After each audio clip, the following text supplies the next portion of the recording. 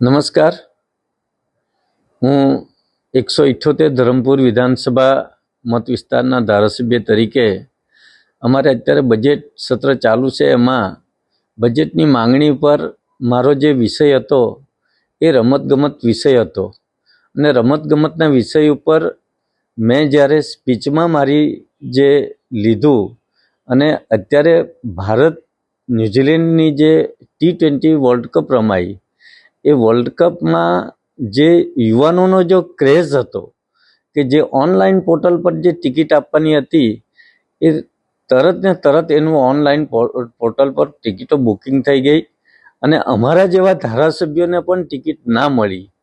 એટલે યુવાનોનો કેટલો ક્રેઝ છે અને એમાં જે કેટલું પારદર્શક વહીવટ છે એ બાબતમાં મારે ગૃહ સમક્ષ રજૂ કરવાનું હતું.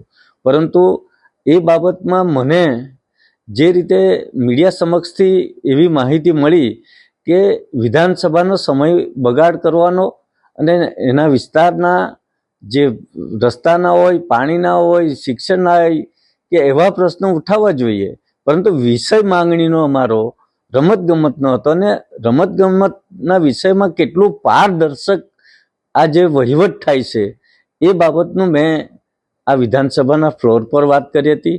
અને ટિકિટ બાબતમાં એ તો એક વસ્તુ છે કે ધારાસભ્યો અમે છે તો એ પણ અમને ટિકિટ નથી મળી.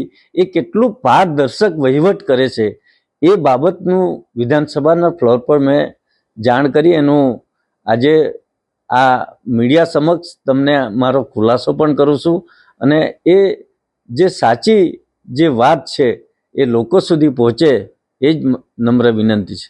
ધન્યવાદ.